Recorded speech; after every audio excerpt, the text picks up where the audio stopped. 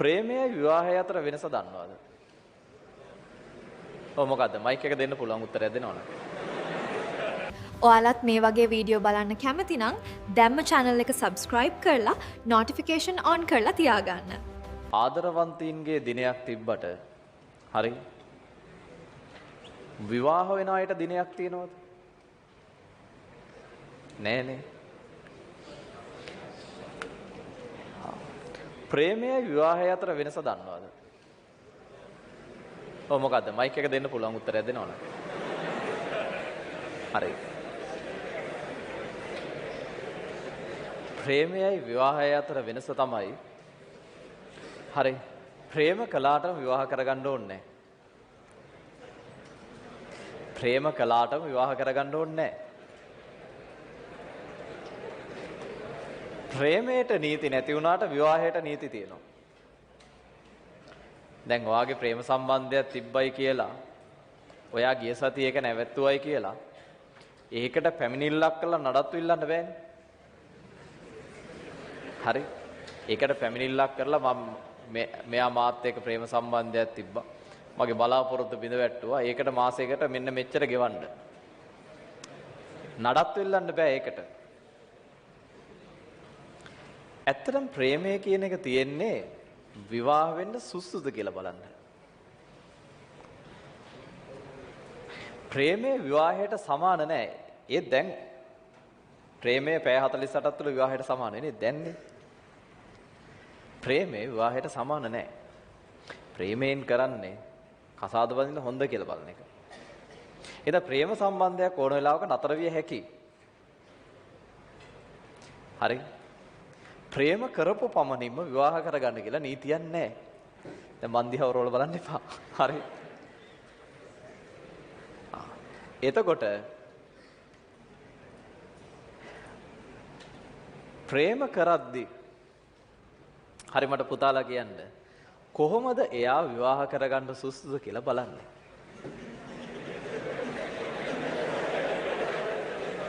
ප්‍රේම කරද්දී කොහොමද එයා කසාද බඳින සුසුද කියලා බලන්නේ.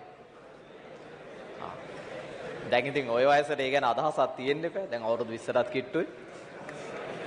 හරි. ප්‍රේම කරද්දී ඔයා කොහොමද බලන්නේ එයා බඳින්න සුසුද? දන්නේ නැත්නම් අහගන්න. මම පිළිවෙලට කියලා දෙන්න. පළවෙනි මේක තමයි පුතේ ඔයා බලන්න ඕනේ ලව් එක සන්තතිකද? සමහර ලව් තියෙනවා කාලෙන් කාලෙට ඒවා ඩිස්කන්ටිනියස් වෙනවා, කැඩෙනවා, නතර වෙනවා. දැන් හිතන්නකෝ ඔයා 8 වසරේ, එයා 7 වසරේ ලව් එකක් පටන් ගත්තා කියලා දහම් පාසල් යන ගම.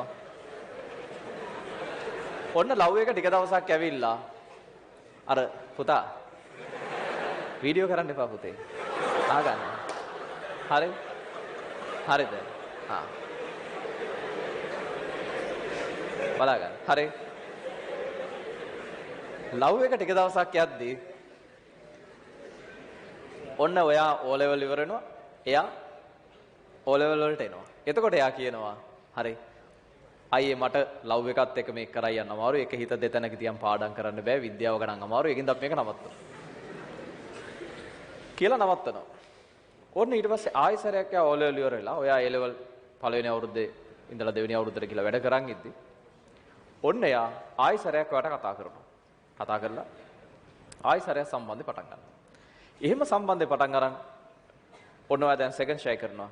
එතකොට එයා ෆස්ට් ෂයි කරලා සූදානම් වෙනවා. එතකොට එයා කියනවා හරි අපේ ගෙදරින් අයියේ මේක දැනගෙන අපේ අම්මලා කැමති නැහැ. ඒකින්ද අපි මේක නවත්තමු කියලා ආයි නවත්තනවා. ඊට පස්සේ ආයි A level එයා ෆස්ට් ෂයි ඉවර වෙලා ආයි ආ රිවිෂන් යන ගම. ආයි පටන් ගන්නවා. පුතේ ඒ වගේ ඒවා බඳින්න සුසු නෑ. පෑන කන්න එපා. හරි? පෑන කන ගමන් කල්පනා කරන්න ඕනේ නෑ. හරිද? ඒ වගේ ඒවා බඳින්න සුසු නෑ.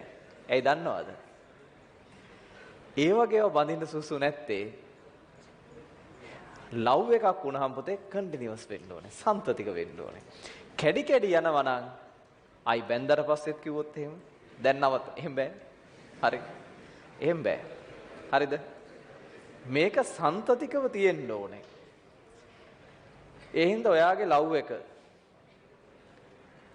නතර වෙනවා පටන් ගන්නවා ඩිස්කන්ටිනියස් නම් ඒ වගේ ඒවා කසාද බඳින්න සුසු නැහැ. ඒ වගේ ඒවා උෂ්ණත්වමාන හදන්න සුසු නැහැ. හරිද? උෂ්ණත්වමිතික ගුණය උෂ්ණත්වයත් එක්ක සන්තතික විචලනයක් නොපෙන්වන්නේ නම් ඒවා කිසිසේත්ම උෂ්ණත්වමාන හදන්න සුදුසු නොවේ. මතක තියාගන්න. ඊළඟට පුතේ බලන්න ඕන දෙවෙනි කරුණ. මොනවද මේ බලන්නේ දැන්? ලව් කරද්දී බඳින්න හොඳද කියලා. බඳින්න සුසුද කියලා. දෙවෙනි එක තමයි බලන්න ඕනේ එක දෙයට එක ප්‍රතිචාරයේද ඒ ගෑල් ළමයා දක්වන්නේ කියලා. සමහර වෙලාවට ඒ ළමයි එකම දෙයට ප්‍රතිචාර දෙකක් දක්වනවා. දැන් හිතන්නකෝ ඔයා O level කාලේ අපි දුමක 11 වසරේ පන්තියකට යද්දී යත් එක්ක එදා පන්ති නෑ. සර් සනීප නැති වෙලා. ඒතර ඔයා කියනවා අර ගෑල් ළමයට යම් ෆිල්ම් එකක් බලන්න. එතකොට එයා කියනවා අපි ඌවට යන්නේ හරි අපි ඒ જાතිය නෙමෙයි. මන් දන්නේ જાතිය මොකද්ද කියලා අපි ඒ જાතිය නෙමෙයි කියනවා. හරි අපි ඒ જાතිය නෙමෙයි. ඔයා හිතුවද මමත් එහෙම කෙනෙක් කියලා? හරි. විසාකාවගේ නංගි වගේ දේශනයක් පවත්වනවා. හරිද? ඔයත් ගෙදර ගිහිල්ලා පාඩම් කරන්න මාත් ගෙදර ගිහිල්ලා පාඩම් කරන්නම් කියලා. ගිවිසගෙන වෙන් වෙලා යනවා. හරි. සමහර පුතාලා ඉන්නවා ගෙදර ගිහිල්ලා හරි පින් අනුමෝදනුත් කරනවා. බුදුන් මේ මගේ මොකක් හරි වාසනාවට තමයි මෙහෙම කෙනෙක් හම්බෙලා තියෙන්නේ කියලා. යාළුවොත් එක්කත් කයිය ගහන උඹලා කෑලි වගේ නෙමෙයි අපේ එක්කෙනා කියලා. හරි. කොහොම ගිහිල්ලා අවුරුදු කීපයක් පාල් දැන් A level ක්ලාස් එකේ පොඩ හදිස්සියේ මට අසනීප වෙලා ලබන සතියේ පන්ති එන්න වෙන්නේ නැහැ. එතකොට ඔන්න පන්තියට එනවා පන්ති නැහැනේ දැන්. එතකොට ඔයා අහනවා හරි යන්න ෆිල්ම් එකක් බලන්න. ඔන්න එතකොට ඔයාගේ ඇඟට කඩම් පාත් වෙනවා. හරි තමුසෙත් පිරිමියේද තමුසේ මෙච්චර කල් හිටියද මාව කළුවරකට එක්කයි යන්න කියලා. හරි.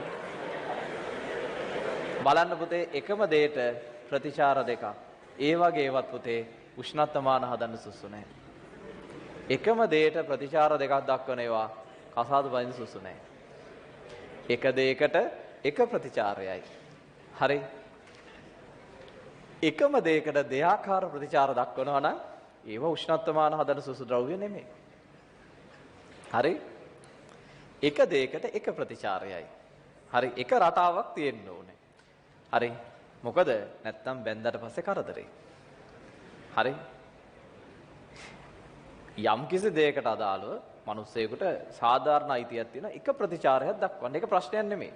ඒ ප්‍රතිචාරය පොඩ්ඩක් එහෙට මෙහෙට උනාට කමක් නැහැ. නමුත් අංශක 180කින් අපගමනය වෙන්න බෑ ප්‍රතිචාරය. හරි. එක කාලයක කියලා හරි මන්නම් එහෙම නැහැ අපි ඒ જાතිය නෙමෙයි. හරි කියලා. හරි අනිත් කාලේ කියන්න බෑ. තමුසෙත් පිරිමියෙද්ද මාව කොහෙවත් එක්කන් ගියේ නැහැනේ කියලා. හරි.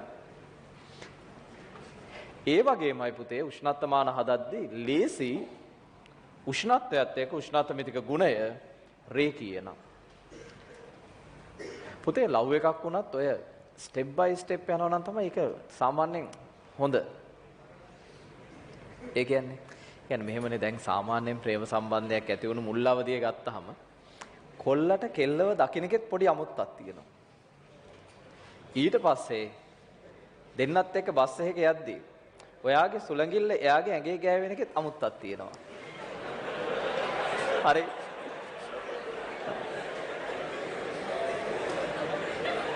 ඊට පස්සේ එයා වැටෙන්න යද්දී අතින් අල්ලන එකෙත් අමුත්තක් තියෙනවා. ඔහොම ගිහිල්ලා පළවෙනි ගිස් එක දෙන එකෙත් අමුත්තක් තියෙනවා. ඔහොම පුතේ මේක ස්ටෙප් බයි ස්ටෙප් නේ යන්නේ. ඒ වුණාට සමහර ලව් තියෙනවා. ඔහොම ඊළඟ ස්ටෙප් එකට යන්න හිතාගෙන ඔයා ඊළඟ දවසේ යද්දි ලෑස්ති වෙලා හරි. එයා ඉන්නව අත් දෙකත් බැඳගෙන. මං ඕවට නෑ කියලා. එහෙම නෙමෙයි ලව් එකක් වුණාම පුතේ මේ ස්ටෙප් බයි ස්ටෙප් යන්න ඕනේ. රේඛීය ගතිය තියෙන්න ඕනේ මෙහෙම. හරි. ස්ටෙප් දෙකක් අතර කාලාන්තරය කොච්චරද කියන එක ඒක ඕගොල්ලෝ තීරණය කරගන්න. හරි. මුලින්ම අතින් අල්ලා ගිස් එකක් දෙන්නේ කොච්චර කාලයක්ද? ඒක සමහරලාවට තප්පර ගාණක් වෙන්න පුළුවන්, පැය ගාණක් වෙන්න පුළුවන්, සති ගාණක් වෙන්න පුළුවන්, මාස ගාණක් වෙන්න පුළුවන්, අවුරුදු ගාණක් වෙන්න පුළුවන්, ආත්ම ගාණක් වෙන්න පුළුවන්. ඒක මන් දන්නේ නැහැ. හරි. කාලෙමයින් ඕන තරම් ඒකක තියෙනවනේ ඒවෙන් පුළුවන්. හැබැයි මේකේ පොඩි රේකීය ගතියක් තියෙන්න ඕනේ. එහෙම වුණාම තමයි ලව් එකක් වුණත් හරි යන්නේ නිකන්. හරි. ක්‍රමයට යන්නේ එතකොට. ඒ හින්දා මතක තියාගන්න. උෂ්ණත්වමානයක් හදන්න උෂ්ණත්වමිතික ද්‍රව්‍යයක් තෝරා ගනිද්දී උෂ්ණත්වයත් එක්ක උෂ්ණත්වමිතික ගුණය රේකීය නම් හොඳයි. හැබැයි පුතේ 97න් පස්සේ හරි රටේ පැවති තත්ත්වයක් එක්ක මේ ගුණය අත්‍යවශ්‍ය ගුණයක් කියලා දැන් සලකන්නේ නැහැ. හරි. ඒ කියන්නේ දැන් විවාහ කරගනිද්දී රේකීයමද කියලා බල විවාහ කරගන්නේ නැහැ. හරි. වක්‍රසිතයක් වුණත් සයිනාකාර හරි කමන්නේ නැහැ. හරි. අවුලක් නැහැ. හරි. දැන් පුතේ මේක රේකීයමද කියලා බලන්නේ රේකීය නම් හොඳයි. හරි. රේකීය නම් හොඳයි. මොකද එතකොට පරිමාණය හදාගන්න ලේසි. පරිමාණය හදන විදිහ මම තව ටිකකින් කියලා දෙන්නම්. ඔයාලත් මේ වගේ වීඩියෝ බලන්න කැමති නම් දැම්ම channel එක subscribe කරලා notification on කරලා තියාගන්න.